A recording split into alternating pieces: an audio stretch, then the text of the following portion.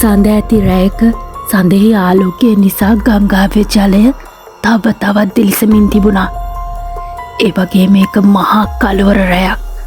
හතර වටින්ම වවුල්ලු සහ බකමූනන්ගේ ශබ්දය විතරක්ම හැමින් තිබුණා. ඒකම අහන්න ලැබුණේ තල්ගෙඩි ගස්වලින් බිමට වැටෙන ශබ්දය. කැලෑවේ එක් පැත්තක තල්ගෙඩි පිරුණු තල්ගස් වගේක් තිබුණා. තල්ගස්වල මොන තරම් තල්ගෙඩි පිරිලා තිබුණත් කැලෑවට ළඟ පහළ තියෙන ගම්වල කිසිම කෙනෙක් ඒ පැත්තට ගිහින් තල් අරගෙන එන්න තරම් නම් නිර්භීත වුණේ නෑ. මොකද ඒ තල්ගස් තිබුණු පැත්තේ එක ගහක යකින්නක් වගේම යකෙක් වාසය කළා. හැබැයි වැරදීමකින් හරි එක මනුස්සෙක් හරි තල්ගස් තියෙන පැත්තට ගියොත් කවදාවත් ඒ මනුස්සයා පණ පිටිනම් ඉතුරු වෙන්නේ නෑ. මොකද යකින්න සහ යකා තල් ගෙඩි වලින් ගහලා ඒ මනුස්සයා මරලා දානවා. ඒ නිසාම ඒ කැලෑවට අහල පහල තියෙන ගම්වල මිනිස්සු තල් කන්න තියෙන ආශාව සම්පූර්ණයෙන්ම හිතින් අතහැරලා දාලා හිටියේ. එක මහා කළුවර රැයක මහා ගොඩක් තල්ගෙඩි බිමට වැටෙන ශබ්දය ඇහෙමින් තිබුණා. කැලෑවට ළඟ පහළ තියෙන හැම ගමකම මිනිස්සු නිදාගෙන හිටියා. ඒත් ඒ වෙලාවේ පුංචා සහ පුංචි ඇහැරගෙනයි හිටියේ. මේ අක්කා ඔයාට ඇහෙනවද? කැලෑවේ කොච්චර කල් බිමට වැටෙනවද? කොච්චර දවසක් ගෙවිලා ගියාද? තල් වලින් හදපු කැවුම් තල් කිරි කාලා නැතුව. යමුකෝ අක්කේ. අපි තල් ගෙඩි ටිකක් අරගෙන එමුකෝ. අම්මා දැන් නිදිනේ. අම්මා මොනවද දැනගන්න කලින් අපි ආපහු එමු. අනේ යමුකෝ අක්කේ. මොකද ඔයාට පිස්සු එදීගෙන එනවද මල්ලි? ඇයියෝ දන්නේ නැද්ද? ඒ තල් කැලෑවේ භූතයෝ ඉන්නවා කියලා. කවුරු හරි හෙට ගියොත් එයාගේ දෙල්ල කඩලා ලේ බොනවලු. නෑ නෑ මම නම් යන්නේ නෑ. ඒ වගේම ඔයාට යන්න දෙන්නෙත් නෑ. දැන් කඩවහගෙන නිදා ගන්න. අයියෝ අක්කේ. භූතයොත් නිදා ගන්නවා. මෙච්චර වෙලා කවුද අනේ හැරගෙන ඉන්නේ? ඔයා යමුකෝ. මුකුත් වෙන්නේ නෑ අනේ. ඊට පස්සේ පුංචයි පුංචි ඒ කැලෑවට යන්න පිටත් වුණා. ඒ වෙනකොට මේ දෙන්නගේ අම්මා ගැඹුරු නින්දකට වැටිලා හිටියේ. ඒ නිසා යා දැනගෙන හිටියේ නෑ දරුවෝ කොහෙ ගියාද කියලා. බලන්නකෝ හාමිනේ කොච්චර තල් බීමට වැටිලාද? කොච්චර දවසක් ගෙවිලා ගියාද? තල් වලින් හදපු කැවුම් වගේම කිරි කාලා නැතුව. ඔයාටත් ඉතින් ඉඳලා හිටලවත් මට මේ දේවල් හදලා දෙන්න පුළුවන් වුණා නම් මොකද අප්පා? අනේ මහත්තයෝ, ඔයා මැරිලා දැන් භූතෙක් වෙලා කොච්චර කල්ද? ඒ තවම මේක දන්නේ නැද්ද? භූතයොන්ට කවදාවත් ගින්දර පත්තු කරන්න බෑ කියලා. ඉතින් මං කොහොමද තල් කැවුම් හදන්නේ? අනික තල් කැවුම් කන්න කිසිම උවමනාවක් නැහැ. ඉදුණු තල් කාලා බඩ පුරව ගන්න එකයි ඇත්තේ. අයියෝ, ඔයා ඔකට තරහ ගන්නෙ මොකද? අර කවුද? බලන්න හාමිනේ. එන්නේ කවුරු හරි මෝඩයෝ වගේක් මෙහෙට එනවා වගේ. මේ කොළු පැටියෙකුයි කෙලි පැටිච්චියෙකුයිනේ. දෙන්නට මෙච්චර හයියක් මෙහාට එන්න දෙන්නකෝ. ඊට පස්සේ දෙන්නටම හොඳ පාඩමක් උගන්වන්නම්. ඊට පස්සේ පුංචයි පුංචි තල්ගස් තියෙන පැත්තට තවත් ලං වුණා. මේ දෙන්න එතනට ඇවිත් එක තල් ගෙඩියක් ඇහිඳගෙන කූඩෙන් තියනකොටම මේ දෙන්නගේ පිටිපස්සට එක පාරම කවුරු හරි පැන්න වගේ ඇහුණා. පුංචයි පුංචි හොඳටම බය වෙලා පිටිපස්ස බැලුවා.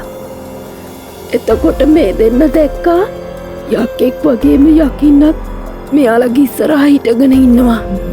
අනේ අප්පු අපිව අතාරින්න මරන්න එපා අපිව. අපි මෙහෙන් එක තල් ගෙඩියක්වත් ගන්නෙ නෑ. අනේ අතාරින්නකෝ. අපිට ගෙදර යන්න ඕනේ. අනේ අතහරින්න? ඔය දෙන්නගෙම බෙල්ල කඩලා ලේබනවා. මිහාට හැම සතෙක්ම හැම මනුස්සෙක්ම එන්න බය වෙනවා. ඒ වුණාට ඔය දෙන්න මෙච්චර රැවෙලා මෙහාට තල් අරගෙන යන්න ආවද? ඔය දෙන්නටම කොච්චර හයියක්ද? අද හොඳ පාඩමක් උගන්වන්නම්කෝ.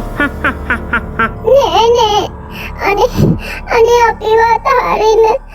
මගේ මල්ලි ගොඩාක් පොඩි. අනිත් එක තල් කැවුම් ගන්න හරි ආසයි. ඒකයි අපි තල් අරගෙන යන්න ආවේ. ඒ දෙන්නම් අපිට එක තල් ගෙඩියක්වත් ඕනේ නෑ. අනේ අපිව අතහරින්නකෝ. අනේ අපිව මරන්න එපා. අනේ අපිව අතහරින්න. මොකද්ද කිව්වේ ඔයා? තල් කැවුම් හදනවා? හරි ඔයාලා අතහරින්න පුළුවන්. ඒත් එක කොන්දේසියක් තියෙනවා. මුලින්ම තල් වලින් හදන කෑම අපිට දෙන්න වෙනවා.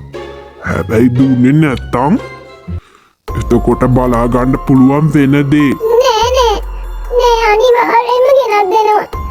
හෙට හවස තල් වලින් හදපු කැවුම් අරගෙන එන්න. අනේ දැන් අපිට යන්න දෙන්නකෝ. මෙහෙම කියලා යක්කු දෙන්න පුංචිවයි අතහැරියා. පස්සේ මේ දෙන්න තල් ගෙඩි ටිකත් අරගෙන ගෙදර ගියා.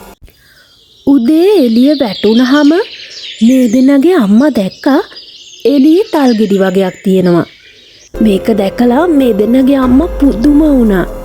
ඊට පස්සේ මේ දෙන්නගේ අම්මා පුංචිටයි කතා කළා. අනේ මෙතනට මෙච්චර තල් ආවේ කොහෙන්ද? ඒ තල් කැලෑවේ භූතයෝ ඉන්නවා. එහෙට කාටවත් යන්න බෑ. අහන්න ළමයිනේ. ඔයාලට මේ තල් කොහෙන්ද ලැබුණේ? ඇත්තම කියන්න ඕනේ. මොකුත් හංගනව හැම නෙමෙයි. ඊට පස්සේ මේ දෙන්න තමන්ගේ අම්මට සම්පූර්ණ විස්තරේම කිව්වා. හැමදේම ඇහුවට පස්සේ අම්මා මෙහෙම කියනවා. නෑ ඔයාලා ආපහු සැරයක් තල් කැලේට යන්න හිතන්නවත් එපා. ඔයාලා අරගෙන ආපු තල් හොඳටම ඇති. ආයේ කවදාවත් මේ පැත්තට යන්නේ නෑ. තේරුණාද? අද හවස මං ඔයාලට තල් කැවුම් ටිකක් හදලා දෙන්නම්කෝ කන්න. මේ කතාව අහපු පුංචි හොඳටම පසුතැවිලි වුණා. හවස් වෙනකොට මහා හයියෙන් හුලං හමන්න පටන් ගත්තා.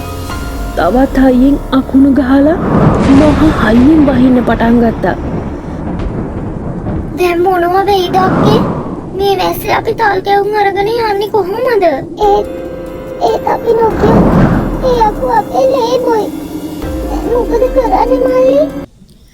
ඒ අතරේ කුසියේ අම්මා තල් කැවුම් හදන්න පටන් ගත්තා. මුළු කැලෑව පුරාම තල් කැවුම් වල සුවඳ පිහිදෙන්න පටන් ගත්තා.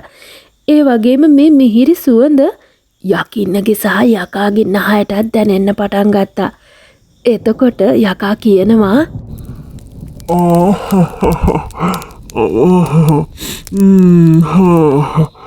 කොච්චර මිහිරි සුවඳක්ද? තල් වලින් හදන කැවුම් වල සුවඳට මගේ කටට කෙලත් උනනවා. ඒත් හවස් වුණා. අර ළමයි දෙන්න තල් කැවුම් අරගෙන තවම ආවේ නෑ. එක පාරක් ආයේ මගේ අතට අහුනොත් හොඳ පාඩමක් උගන්වනවා. යමුකෝ හාමිනේ, මේ සුවඳ එන්නේ කොහෙන්ද කියලා ගිහින් බලමුකෝ. මහත්තයෝ, මේ සුවඳට මටත් තල් කැවුම් ගන්න ආස හිතුණා. යමුකෝ මහත්තයෝ, ඉක්මනින් ගිහින් බලමුකෝ අපි.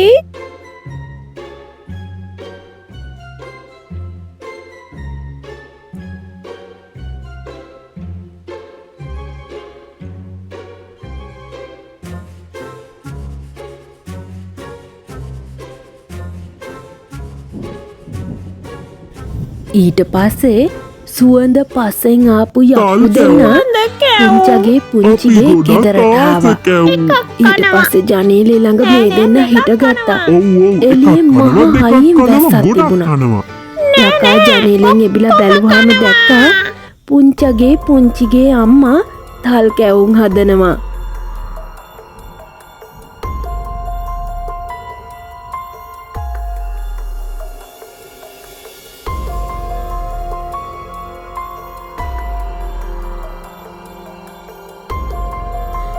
ඊට පස්සේ යකා ජනේලෙන් අත දාලා උණු තෙල් තාච්චියෙන් කැවුම් අරගත්තා. මුලින්ම යකා කාලා යකින්නටත් දුන්නා. ඊට පස්සේ ඒ වෙලාවේ පුංචලාගේ අම්මා කුස්සියෙන් එළියට ගියා. ඒ වෙලාවෙදිම පුංචයි පුංචි කුස්සියට ආවා. කොච්චර එතකොට කාලෙකින්ද මෙයාලා තල් දැක්කා කැවුම් කෑවේ? ජනේලෙන් අත හාමිනේ, දාලා ඔයාට උණු මතකද තෙල් අපේ තාච්චියෙන් ජීවත් කවුරු හරි වෙනකොට කැවුම් හාමිනේ හොරකම් මට තල් කරනවා. කැවුම්, තල් කිරි වගේ දේවල් එතකොටම රසට මෙයාලට හදලා ඇහුණා දෙනවා. ජනේලයට එහා මරුණට පැත්තේ කවුරු හරි පස්සේ කතා කරනවා. පළවෙනි පාර තල් කැවුම් කෑවේ. හදවත මගේ සිසිල් වෙලා ගියා. ඇත්තමයි මහත්තයෝ තල් කැවුම් කාලා මගේ හිතයි බඩයි දෙකම පිරුණා. යමු දැන් අපි ආපහු කැලේට යමු. මේ දෙන්නගේ හැම කතාවක්ම පුංචයි පුංචි අහගෙන හිටියා. ඊට පස්සේ පුංචි මෙහෙම කියනවා.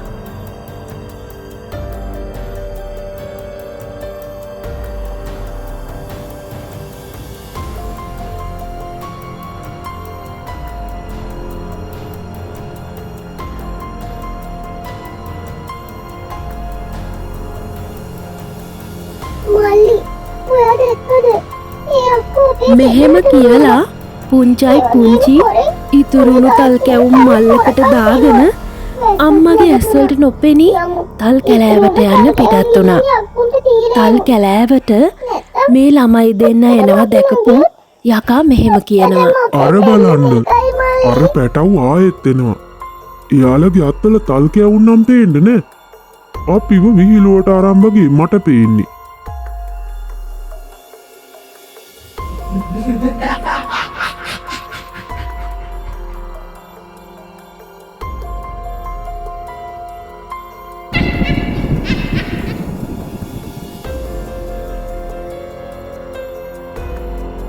දැම්ම නවතිනවා. ඔතන හොම්ම නවතිනවා. ඊට පස්සේ බිමට බැහැපු යකා පුංචව අත් දෙකෙන් උස්සලා ඉහළට ඔසව ගන්නවා. ඊට පස්සේ යකින්න මෙහෙම කියනවා. අපි එක්ක විහිළු කරනවද? තනියම අපේ තල් වලින් කැවුම් හදලා කෑවද? දැන් බලනවා කොහොමද අපි ඔයාලගේ බෙල්ල කඩලා ලේබොන්නේ කියලා. අනේ නෑ නෑ.